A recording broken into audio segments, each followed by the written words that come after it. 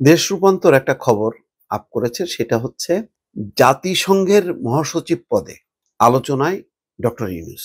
বর্তমান যে মহাসচিব আছেন অ্যান্তোনিও গুতারেস, তার মেয়াদ শেষ হবে 2026 সালের 31শে ডিসেম্বর। ইতিমধ্যে সংস্থাটির পরবর্তী মহাসচিব কে হবেন তা নিয়ে আলোচনা শুরু হয়েছে। এখন পর্যন্ত 3 জন প্রার্থীর নাম জোরালোভাবে আলোচনায় এসছে। এছাড়া আরো কয়েকজনের সম্ভাবনা নিয়েও বিশ্লেষণ হচ্ছে, যার মধ্যে রয়েছেন নোবেলজয়ী এবং বাংলাদেশের প্রধান উপদেষ্টা ডক্টর মোহাম্মদ ইউনূস।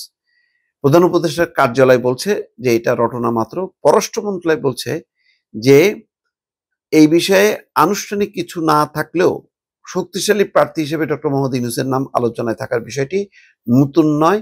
তার নাম আলোচনায় আসা অস্বাভাবিক কিছু না, অর্থাৎ উড়িয়ে দেননি যে তার এরকম কোনো সম্ভাবনা নেই। দেখা যাক শেষ পর্যন্ত ডক্টর মোহাম্মদ ইউনূস যদি প্রধান উপদেষ্টার বদলে আবার এই পদ থেকে যদি সেখানে যেতে পারে, এটা বাংলাদেশের জন্য সম্মান এবং গর্ব নিঃসন্দেহে।